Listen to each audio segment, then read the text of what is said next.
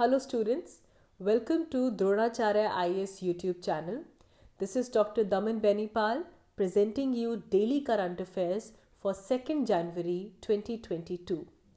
इस video lecture में हम आज के द हिंदू न्यूज़पेपर में आए हुए वो सभी इम्पॉर्टेंट न्यूज़ आर्टिकल्स डिस्कस करेंगे जो कि हमारी UPSC preparation point of view से काफ़ी इम्पॉर्टेंट है. So let's begin with it. तो शुरुआत करते हैं हम आज की हमारी पहली न्यूज़ के साथ. दुनिया भर में कोविड-19 इन्फेक्शन केसेस लगातार इंक्रीज़ होते जा रहे हैं. अगर हम इंडिया की बात करें तो सैटरडे 1 जनवरी को एक दिन में इंडिया में 20,000 केसेस से भी ज़्यादा कोविड-19 इन्फेक्शन के केसेस को रिकॉर्ड किया गया है. एक्चुअली में ये नंबर है 22,775 केसेस, जिसमें 1,431 केसेस ओमिक्रॉन वेरिएंट के हैं. अगर हम सिर्फ ओमिक्रॉन वेरिएंट से होने वाली इन्फेक्शंस को देखें और इसके डिस्ट्रीब्यूशन पैटर्न को समझें तो महाराष्ट्र में सबसे ज़्यादा ओमिक्रॉन वेरिएंट के केसेस मिले हैं, followed by Delhi, Tamil Nadu and Gujarat.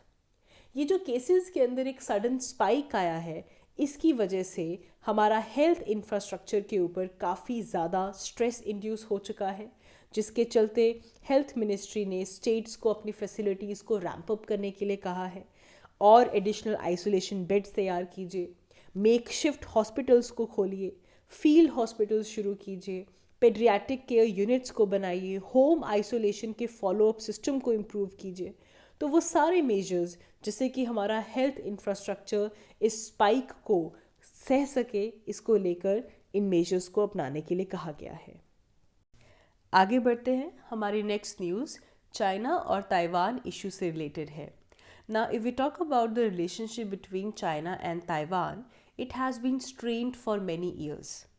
और इस इशू को अब दोबारा एस्केलेट किया है न्यू ईयर पे चाइनीज़ प्रेसिडेंट की स्टेटमेंट में. तो चाइना के प्रेसिडेंट जी जिनपिंग ने अपने न्यू ईयर एड्रेस में ये कहा that complete unification of the Motherland was an aspiration shared by people on both the sides of Taiwan Strait. यहाँ पे ताइवान स्ट्रेट इम्पॉर्टेंट हो गया.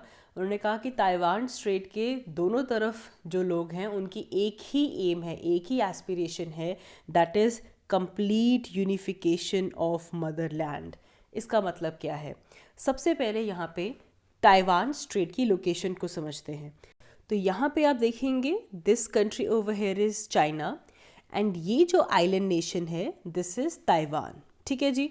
और ये दोनों एक दूसरे से सेपरेटेड हैं और इन दोनों के बीच में ये जो वाटर बॉडी लाई कर रही है इसे कहा जाता है Taiwan straight. So Taiwan straight is a water body which is present between China and Taiwan. और इसीलिए चाइनीज़ प्रेसिडेंट ने कहा कि ताइवान स्ट्रेट के दोनों तरफ जो लोग हैं उनकी एक ही एस्पिरेशन है कि चाइना, उनका जो मदरलैंड है, इट शुड बी यूनाइटेड. ठीक है जी. अब ताइवान स्ट्रेट को ज्योग्राफी पॉइंट ऑफ व्यू से भी क्लियर कर लेते हैं. स्ट्रेट क्या होता है? Strait is always a narrow water body which connects two water bodies. ऐसी बहुत छोटी सी पतली सी वाटर बॉडी जो कि दो बड़ी वाटर बॉडीज़ को एक दूसरे से ज्वाइन करती है, कनेक्ट करती है, उस वाटर बॉडी को हम कहते हैं स्ट्रेट. तो अब इसकी एक और डेफिनेशन भी होती है. क्या? कि ये एक ऐसी नैरो वाटर बॉडी है जो कि दो लैंड मासेस को एक दूसरे से सेपरेट भी करती है. जैसे कि अभी हम यहाँ पे देख रहे हैं ये नैरो क्यों है? क्योंकि इसके दोनों तरफ आसपास लैंड आ चुका है, राइट? तो स्ट्रेट, अगर हम इसे कंप्लीट करें, strait is a narrow water body which connects two other water bodies and separates two land masses. Clear? तो पहली चीज़, कौन से दो लैंड मासेस को ये क्लियर कर रहा है, सेपरेट कर रहा है? Taiwan straight is separating China and Taiwan. अब नेक्स्ट क्वेश्चन आता है कि कौन सी दो वाटर बॉडीज़ को आपस में ज्वाइन कर रहा है. तो ताइवान स्ट्रेट के नॉर्थ में यहाँ पे हमें मिलता है ईस्ट चाइना सी, एंड अगर हम ताइवान स्ट्रेट के साउथ की बात करें यहाँ पे प्रेजेंट है साउथ चाइना सी. तो basically Taiwan straight it connects East China Sea and South China Sea and separates China from Taiwan. तो ये स्ट्रेट हमारे प्रीलिम्स पॉइंट ऑफ व्यू से इम्पॉर्टेंट हो जाती है. Now you know the drill. आप अपनी एटलस खोलेंगे, एशिया के मैप के अंदर ताइवान स्ट्रेट को लोकेट करेंगे, ईस्ट चाइना सी और साउथ चाइना सी कहाँ पर है इसकी लोकेशन को अपनी एटलस में मार्क करेंगे। अच्छा जी, तो आगे बढ़ते हैं। अब ये स्टेटमेंट किसने दी? चाइना के प्रेसिडेंट ने दी। अब ऑब्वियसली इसको लेकर ताइवान से भी रिस्पॉन्स आएगा। सो ताइवान के प्रेसिडेंट ने इसको लेकर ये कहा कि चाइना को इस सिचुएशन को मिसजज नहीं करना चाहिए and China should prevent it's internal expansion of military adventurism. China को अपने मिलिट्री एडवेंचरिज्म को रोक देना चाहिए। और साथ ही में उन्होंने ये कहा कि military conflicts is not the solution. इससे और कुछ नहीं होता, सिर्फ और सिर्फ कंट्रीज़ की इकोनॉमिक स्टेबिलिटी यहाँ से ख़राब होती है। और साथ ही में उन्होंने ये मेंशन किया कि चाइना याद रखे कि ताइवान एक इंडिपेंडेंट कंट्री है and they will defend the freedom and democracy of Taiwan. तो इस पूरे इशू को लेकर दोबारा से ताइवान और चाइना का इशू न्यूज़ में आ चुका है। नाउ ये तो हमने डिस्कस किया कि क्यों ये इशू न्यूज़ में आया है। अब एक बार क्विकली इसका बैकग्राउंड देख लेते हैं ताकि ये इशू का बैकग्राउंड और जो प्रेजेंट टाइम्स में डेवलपमेंट हो रही हैं ये आपस में लिंक हो जाए। इसके अलावा भी कुछ ही मंथ्स पहले अक्टूबर में दोबारा ये इशू न्यूज़ में आया था जब ताइवान के एयर स्पेस में जो उनका एयर डिफेंस जोन था उसके अंदर चाइनीज़ मिलिट्री के कुछ एयरक्राफ्ट्स ने इंक्लूजन की थी। तब भी ये इशू न्यूज़ में था, अब ये दोबारा आया है तो इसीलिए इस पूरे कॉन्सेप्ट को समझना हमारे लिए ज़रूरी हो जाता है। सो चाइना और ताइवान 1949 के सिविल वॉर के दौरान ये एक दूसरे से सेपरेट होते हैं। चाइना का स्टैंड तब से लेकर अब तक यही है कि ताइवान चाइना का ही पार्ट है और अगर ज़रूरत पड़ी तो हम फोर्स भी यूज़ करेंगे ताइवान को चाइना का हिस्सा बनाने के लिए। लेकिन इसको लेके ताइवान के लीडर्स ने हमेशा से ही ये कहा है कि ताइवान एक अलग इंडिपेंडेंट और एक सॉवरेन कंट्री है। तो काफ़ी सालों तक चाइना और ताइवान के बीच में जो रिलेशनशिप था वो काफ़ी टेंस था, काफ़ी हॉस्टाइल रिलेशंस थे। बट 1980s में इन दोनों के रिलेशनशिप स्लाइटली इम्प्रूव होने शुरू हुए, जिसके चलते चाइना ने एक नया फॉर्मूला लेकर आए जिसे उन्होंने कहा 1 कंट्री 2 सिस्टम। ना इस फॉर्मूला के अंदर उन्होंने ताइवान को कहा कि आपको सिग्निफिकेंट ऑटोनॉमी दी जाएगी अगर आप चाइना के साथ अपनी रीयूनिफिकेशन एक्सेप्ट करते हो। ना इसको लेकर ताइवान ने इस ऑफ़र को रिजेक्ट कर दिया कि हम इस ऑफ़र को नहीं मानते। हाउएवर ताइवान की गवर्नमेंट ने कुछ रूल्स को रिलैक्स किया ताकि वो चाइना के अंदर विज़िट कर सके, इन्वेस्टमेंट हो सके। तो विज़िट्स और इन्वेस्टमेंट्स को लेकर चाइना और ताइवान के बीच में कुछ रूल्स को काफ़ी रिलैक्स कर दिया गया। लेकिन चाइना का ये फॉर्मूला 1 कंट्री एंड 2 सिस्टम इससे ताइवान ने एक्सेप्ट नहीं किया। अब यहाँ पे चाइना की 1 चाइना पॉलिसी को भी समझते हैं। चाइना की 1 चाइना पॉलिसी का मतलब है वो कंट्रीज़ जो कि चाइना के साथ, मतलब पीपल्स रिपब्लिक ऑफ चाइना, अगर हम चाइना की बात कर रहे हैं तो that is People's Republic of China के साथ अगर कोई डिप्लोमेटिक रिलेशनशिप रखना चाहते हैं then they must break their official relations with Republic of China. Republic of China मतलब कौन सी, किसकी गवर्नमेंट? ताइवान की गवर्नमेंट को कहा जाता है रिपब्लिक ऑफ चाइना और चाइना की गवर्नमेंट को कहा जाता है पीपल्स रिपब्लिक ऑफ चाइना। तो 1 चाइना पॉलिसी का मतलब अगर आपको चाइना के साथ रिलेशनशिप रखना है, People's Republic of China, then that country must break their official relationship with Republic of China which is Taiwan। लेकिन अगर हम ताइवान के एग्जिस्टेंट डिप्लोमेटिक रिलेशनशिप देखें तो ऐसा लगता है कि चाइना की ये जो 1 चाइना पॉलिसी है ये डेफिनेटली चैलेंज हुई है, क्योंकि रिपब्लिक ऑफ चाइना ताइवान के 15 कंट्रीज़ के साथ डिप्लोमेटिक रिलेशंस हैं। For example Australia, Canada, European union countries, Japan, New Zealand etcetera. And इसके अलावा ताइवान की 38 इंटर गवर्नमेंट ऑर्गेनाइजेशन के अंदर फुल मेंबरशिप है, जिसके अंदर वर्ल्ड ट्रेड ऑर्गेनाइजेशन आ जाता है, एशिया पैसिफिक इकोनॉमिक कॉरपोरेशन आ जाता है, एशियन डेवलपमेंट बैंक आ जाता है। तो ऐसी बहुत सारी इंटर गवर्नमेंटल ऑर्गेनाइजेशंस हैं जिसका हिस्सा ताइवान भी है। तो डेफिनेटली यहाँ से चाइना की जो 1 चाइना पॉलिसी है वो चैलेंज हुई है। इसके अलावा इंडो पैसिफिक रीजन में होने वाले कुछ एक्सरसाइजेज या फिर एग्रीमेंट, इन सबको चाइना समझता है कि ये सब ऐसे एफर्ट्स हैं जो कि चाइना को काउंटर करने के लिए लिए जा रहे हैं. For example, there is a trilateral security partnership for Indo Pacific between Australia, UK and US. इसे भी वो समझते हैं कि वो चाइना को काउंटर करने के लिए है. सिमिलरली मालाबार एक्सरसाइज, जिसके अंदर यूएस, जापान, इंडिया, ऑस्ट्रेलिया, ये चारों कंट्रीज़ प्रेजेंट है, इसे भी चाइना समझता है कि ये चाइना की मिलिट्री पावर को काउंटर करने के लिए इस रीजन के अंदर ये सारी मिलिट्री एक्सरसाइजेस कंडक्ट करवाई जाती हैं. लास्टली, अगर हम इस पूरे इशू पे इंडिया का स्टैंड देखें तो बहुत इम्पॉर्टेंट है ये समझना. 1949 से ही इंडिया ने वन चाइना पॉलिसी को एक्सेप्ट किया, जिसके तहत इंडिया ये मानता है कि ताइवान और Tibet they are part of China. Now India ने इस पॉलिसी को एक्सेप्ट किया है from diplomatic point of view. कैसे? अगर इंडिया वन चाइना पॉलिसी में बिलीव करता है तो चाइना को भी वन इंडिया पॉलिसी में बिलीव करना चाहिए. Understand this. कुछ ही दिनों पहले हमने LAC इशू की बात की थी. चाइना ने अरुणाचल प्रदेश के अंदर कुछ जगहों को अपने नए नाम दिए. इस पूरे इशू को हमने डिस्कस किया था. तो अगर इंडिया वन चाइना पॉलिसी मानता है तो चाइना को भी वन इंडिया पॉलिसी मानना चाहिए. इस डिप्लोमेटिक स्ट्रैटेजी के तहत इंडिया ने इस पॉलिसी को एक्सेप्ट किया है. Even though India has stopped mentioning its adherence to one China policy, कोई ज़्यादा ऑफिशियल स्टेटमेंट्स के अंदर इसको अडेरेंस नहीं दी गई है. बट जो ताइवान के साथ इंडिया की जो एंगेजमेंट है वो काफ़ी रिस्ट्रिक्टेड है. उसका मेन रीज़न यही है, the ties of China and India. Now India और ताइवान, इन दोनों कंट्रीज़ के एक दूसरे के साथ डिप्लोमेटिक रिलेशनशिप्स नहीं है. There is no diplomatic formal relationship between India and Taiwan.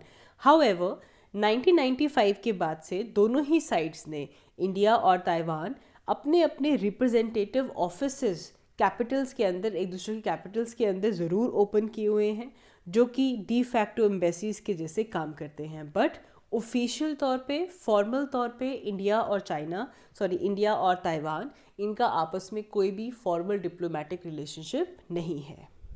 So that is all for China and Taiwan issue. Now let's move ahead. आगे बढ़ते हैं. हमारा next issue Israel Palestine conflict है. ना अगर हम इस कॉन्फ्लिक्ट की बात करें, so this is an age old tussle which has started over identity and land with Jerusalem. Now इस पूरे के पूरे कॉन्फ्लिक्ट को इस वीडियो में डिस्कस करना मुश्किल है, लेकिन इज़राइल पैलेस्तीन कॉन्फ्लिक्ट में there are many territorial puzzles. कभी गोलन हाइट्स न्यूज़ में होता है, कभी वेस्ट बैंक न्यूज़ में आता है, आज गाज़ा न्यूज़ में आया है. तो आज इस पज़ल का एक पीस डिस्कस करते हैं विच इज़ गाज़ा. ना सबसे पहले, ताकि हमें ये न्यूज़ समझ में आए, लेट्स सी कि गाज़ा कहाँ पे लोकेटेड है, गाज़ा की लोकेशन कहाँ पे है. सबसे पहले आप देखें Gaza strip. It is a strip of land which is located between Israel and Egypt. Israel and Egypt के बिल्कुल बीच में आपको गाज़ा देखने के लिए मिलेगा. नाउ ये गाज़ा न्यूज़ में क्यों है? It has been ruled by a militant group, जिसे हम कहते हैं हमास. यहाँ पे एक मिलिटेंट ग्रुप रूल कर रहा है, हमास, और इन्होंने कुछ रॉकेट्स को फायर किया है जो कि जाकर लैंड हुए हैं बिल्कुल सेंट्रल इज़राइल के पास, मेडिटेरेनियन सी में. ना यहाँ पे इम्पॉर्टेंट ये है कि गाज़ा से कुछ रॉकेट्स फायर हुए, लेकिन वो कहाँ पे जाकर ड्रॉप होते हैं? They drop into the Mediterranean sea and बिल्कुल सेंट्रल इज़राइल के बिल्कुल पास में. वहाँ पे हमारे पास एक मेट्रोपॉलिटन सिटी भी है विच इज़ कॉल्ड एज तेल अवीव. सो तेल अवीव के बिल्कुल पास मेडिटेरेनियन सी में जाकर ये जो रॉकेट्स हैं ये लैंड करते हैं. अभी ये बिल्कुल क्लियर नहीं है कि क्या इस गाज़ा बेस्ड मिलिटेंट ग्रुप ने इन रॉकेट्स को इज़राइल की तरफ टारगेट किया था, क्योंकि इससे पहले भी इन मिलिटेंट ग्रुप्स ने कुछ टेस्ट फायर मिसाइल्स की हैं जो कि टुवर्ड्स द सी हमेशा लॉन्च की गई हैं. अभी तक किसी भी तरह की कैजुअलिटीज़ यहाँ से नहीं आई हैं. और अगर हम थोड़ा सा इसका बैकग्राउंड देखें, सिर्फ और सिर्फ गाज़ा और हमास ग्रुप का, तो इसी साल मई में इज़राइल और हमास कॉन्फ्लिक्ट दोबारा राइज हुआ था. इस 11 डे वॉर के बाद सीज़ फायर किया गया which was brokered by Egypt. तो जब से ये सीज़ फायर हुआ है, स्पेशली इन सितंबर, तब से लेकर अब तक कोई भी क्रॉस बॉर्डर रॉकेट फायर नहीं हुआ है. तो अभी तक ये क्लियर नहीं है कि क्या ये इज़राइल को टारगेट किया गया था या फिर ये सिर्फ और सिर्फ एक टेस्ट मिसाइल थी। ये जो सीज़ फायर थी, ये जो 11 डे वॉर के बाद हुआ है between Israel and Hamas group, इसे इजिप्ट ने ब्रोक किया था। एंड यहाँ पे हमारे लिए गाज़ा की लोकेशन काफ़ी ज़्यादा इम्पॉर्टेंट हो जाती है और किस तरह यहाँ से हमारे पास रॉकेट को लॉन्च किया गया है ना। टेंशंस काफ़ी बढ़ चुकी हैं क्योंकि कुछ और छोटे छोटे हार्ड लाइन मिलिटेंट ग्रुप्स हैं जो कि डिमांड कर रहे हैं कि पैलेस्टीनियन प्रिजनर्स को रिलीज़ करना चाहिए, उनकी डिटेंशन को एंड करना चाहिए, otherwise they will start their own military escalation. आगे बढ़ते हैं। So European Union is planning to label nuclear and natural gas energy as green. Now European Union ने कुछ प्लान ड्रॉ किए हैं जिसके अंदर कुछ नेचुरल गैस और न्यूक्लियर एनर्जी प्रोजेक्ट्स को ग्रीन इन्वेस्टमेंट्स माना जाएगा ना। यहाँ पे ग्रीन इन्वेस्टमेंट काफ़ी इंपॉर्टेंट है। ये जो ग्रीन लेबल है ये ट्रूली क्लाइमेट फ्रेंडली प्रोजेक्ट्स को दिया जाता है ना। इस सिस्टम से क्या होता है, it basically aims to make those investments more attractive to the private capital and जिसकी वजह से इन्वेस्टमेंट ज़्यादा क्लाइमेट फ्रेंडली प्रोजेक्ट्स की तरफ आए। फॉर एग्जाम्पल, अगर एक न्यूक्लियर पावर प्लांट को ग्रीन लेबल लेना है, so that project should have some plan, funds and must have a site to safely dispose of the radioactive waste.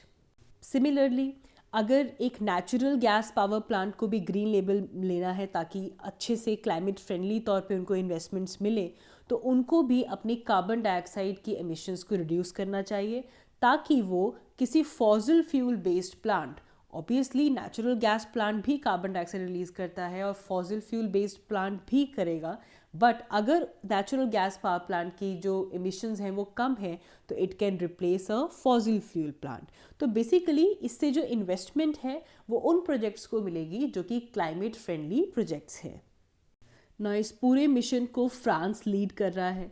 France had led the charge for nuclear power as its main energy source, लेकिन European Union में ही Australia, Germany और कुछ और countries इसे oppose भी करते हैं, जिसके अंदर they are shutting down all their nuclear plants. Similarly, we have some fossil-based countries in European Union as well, especially in the eastern part of Europe and southern Europe.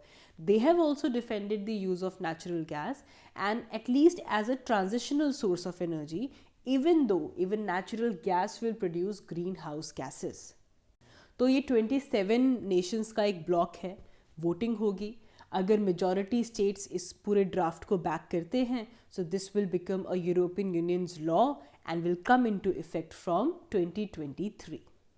आगे बढ़ते हैं हमारी नेक्स्ट न्यूज़ की तरफ।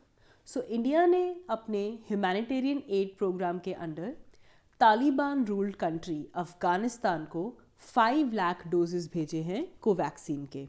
So Indian government committed है कि वो अफ़गानिस्तान को ह्यूमैनिटेरियन असिस्टेंस देगी, जिसके अंदर अफ़गानिस्तान के लिए फूड ग्रेन्स, कुछ असेंशियल लाइफ सेविंग ड्रग्स और 1 मिलियन डोजेस जाएंगे कोविड वैक्सीन के। इस 1 मिलियन डोजेस में से 500,000 5 लाख डोजेस इंडिया ने अफ़गानिस्तान में भेज दिए हैं। ये humanitarian add by air Kabul तक पहुंची यूजिंग ईरान्स महान एयर। इससे पहले भी फरवरी 2021 में इंडिया ने कोविड वैक्सीन अफ़गानिस्तान भेजे थे, लेकिन ये पहली बार हुआ है कि तालिबान गवर्नमेंट, तालिबान एडमिनिस्ट्रेशन के आने के बाद इंडिया ने अफ़गानिस्तान को 5 लाख वैक्सीन्स भेजे हैं। इंडिया के अलावा Pakistan, Iran, UAE, China, Russia, Qatar ऐसे बाकी सब कंट्रीज़ भी अफ़गानिस्तान को मेडिसिन एड भेज रहे हैं। इस स्टेप को इवन तालिबान एडमिनिस्ट्रेशन ने रिकग्नाइज़ किया है और उन्होंने कहा है कि हम इस वक्त एक काफ़ी क्रिटिकल टाइम में हैं and we really welcome and appreciate all the humanitarian assistance that we are receiving from India, और इसे उन्होंने एक पॉजिटिव स्टेप कहा है। इस वैक्सीन को काबुल में इंदिरा गांधी चिल्ड्रन हॉस्पिटल में स्टोर किया जाएगा, वहाँ पे वैक्सीन स्टोरिंग फैसिलिटीज़ अवेलेबल हैं। अगर हम इंडिया की बात करें तो इंडिया ने अभी तक तालिबान एडमिनिस्ट्रेशन को फॉर्मली रिकग्नाइज नहीं किया है, लेकिन स्टिल इंडिया का ह्यूमैनिटेरियन एड प्रोग्राम अफ़गानिस्तान के लिए चल रहा है। आगे बढ़ते हैं हमारी नेक्स्ट न्यूज़ की तरफ। तो दिसंबर 22 को एक मीटिंग होती है all party India parliamentary forum for Tibet की। ये all party India parliamentary forum इसे स्टार्ट किया गया था by an eminent lawyer and minister MC Chagla ने, एंड 1970s के दौरान अटल बिहारी वाजपेयी इसके मेंबर भी थे, और इसीलिए उन्होंने इस पूरे के पूरे पार्लियामेंट्री फोरम फॉर तिब्बत को रिकॉन्स्टिट्यूट किया during the regime of Atal Bihari Vajpayee.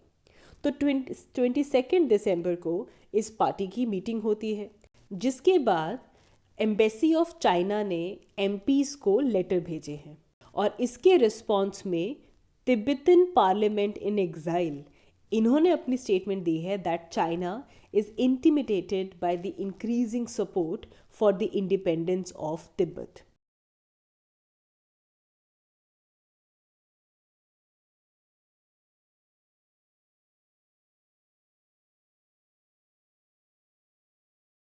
आगे बढ़ते हैं। हमारी नेक्स्ट न्यूज़ FCRA रजिस्ट्रेशन से रिलेटेड है। पिछले एक हफ्ते से हम इस न्यूज़ को डिस्कस कर रहे हैं। मिशनरीज ऑफ चैरिटी, एक प्रोमिनेंट NGO, इसकी रिन्यूअल को मिनिस्ट्री ऑफ होम अफेयर्स ने डिनाई कर दिया था, जिसके बाद ये पूरी की पूरी इशू काफ़ी ज़्यादा लाइमलाइट में रहा। अब इसी को लेकर एक और न्यूज़ आई है। नियरली 6000 NGOs की रजिस्ट्रेशन रिन्यू नहीं हुई है, जिसमें से एक बड़ा नाम और आया है which is Oxfam India. Oxfam India एक ऐसा NGO जो कि इकोनॉमिक एंड जेंडर जस्टिस के लिए काम कर रहा था, specially in Adivasi, Dalits and Muslims area. Along with other 6000 NGOs, इनकी रिन्यू एप्लीकेशन को रिफ्यूज़ कर दिया गया है। FCRA foreign contribution regulation act एक ऐसा एक्ट है जिसके तहत वो NGOs जो कि फॉरेन फंड्स रिसीव करते हैं, बाहर से जिनको चंदा मिलता है, they come under the ambit of FCRA। And क्योंकि इस FCRA के अंदर अगर रिन्यूअल नहीं हुआ है उनकी रजिस्ट्रेशन का, तो अब ना तो वो फॉरेन फंड्स को यूज़ कर सकते हैं और ना ही जो फॉरेन फंड्स आए हैं उन्हें ट्रांसफ़र कर सकते हैं। तो काफ़ी ज़्यादा FCRA का इशू न्यूज़ में रहा है। अगर आपने FCRA की डिटेल्ड वीडियो मिस कर दी है, तो पूरा लास्ट जो हमारा वीक था इसके अंदर हमने FCRA को डिटेल में फॉलो किया है। इस एक्ट को समझिए और जानिए कि किस तरह कौन कौन से NGOs FCRA के एम्बिट के अंदर फॉल करते हैं। तो अगर बिल्कुल बेसिकली ब्रीफ किया जाए तो वो NGOs जिनको फॉरेन फंड्स मिलते हैं, फॉरेन कंट्रीब्यूशन मिलते हैं, उनका FCRA के अंदर रजिस्टर होना ज़रूरी है। आगे बढ़ते हैं। हमारी नेक्स्ट न्यूज़ आज फिर से रशिया यूक्रेन कॉन्फ्लिक्ट से रिलेटेड है। तो recently there was a tough talks between the presidents of US and Russia, and जिसके अंदर वही स्टैंड न्यूट्रल वैसा का वैसा ही रहा है। रशिया इज़ क्लेमिंग कि उनको एक एग्रीमेंट, उनको एक सिक्योरिटी दी जाए कि यूक्रेन की मेंबरशिप अलाउ नहीं की जाएगी नेटो के अंदर, और US वहाँ पे इंटरफेयर नहीं करेगा। अगर यूक्रेन नेटो अलायंस बन जाता है, so this will have consequences. ये बहुत ही क्लियरली रशिया ने स्टेट किया है, जिसको लेकर US का स्टैंड रहा है कि रशिया को जो उन्होंने अपनी मिलिट्री यूक्रेन बॉर्डर पे लगाई हुई है, इस सिचुएशन को डीएस्केलेट करना चाहिए। अगर रशिया यूक्रेन के खिलाफ किसी भी तरह का मिलिट्री एक्शन लेता है, तो इसके रिपरकशंस होंगे। US will impose sanctions on Russia, and rather US ने ये भी स्टेट किया है कि वो उस रीजन के अंदर US के जो नेटो अलाइज हैं उनको भी एक्टिव करेंगे टू कॉम्बैट दिस सिचुएशन। ना ये टॉक्स अपनी तरफ से बिल्कुल न्यूट्रल स्टैंड्स पे रही हैं, ना US बेंड हुआ है, ना रशिया बेंड हुआ है। ना इसके बाद जो होप्स हैं ताकि इस पूरी सिचुएशन का डिप्लोमेटिक हमारे पास सोल्यूशन आ सके, तो अब सारी की सारी आइज़ जेनेवा में जो मीटिंग होने वाली है ऑन जनवरी 9 एंड जनवरी 10, उस मीटिंग के ऊपर सबकी आंखें टिकी हुई हैं। इसी के चलते यूक्रेन से ये न्यूज़ आई है कि however US is warning Russia, फिर भी यूक्रेन के कुछ soldiers they were killed by the pro Moscow separatist. तो लगातार यूक्रेन और रशिया अलॉन्ग विद US ये जो टेंशन है ये एस्केलेट ही होती जा रही है। एंड नाउ लेट्स सी जो जेनेवा में टॉक्स होने वाली हैं ऑन जनवरी 9 एंड जनवरी 10, उसमें जाकर अगर कोई डिप्लोमेटिक सोल्यूशन निकलता है जो कि इस कॉन्फ्लिक्ट को डीएस्केलेट कर सके, तो काफ़ी ज़्यादा अच्छे से इस पूरी न्यूज़ को हमें फॉलो करते रहना होगा। सो that is all for today's video. हमने इस वीडियो में आज के द हिंदू न्यूज़पेपर में आए हुए इम्पॉर्टेंट न्यूज़ आर्टिकल्स को डिस्कस किया, specially from UPSC point of view. I hope ये वीडियो आप सबके लिए हेल्पफुल होगी। Thank you so much for watching. Thank you.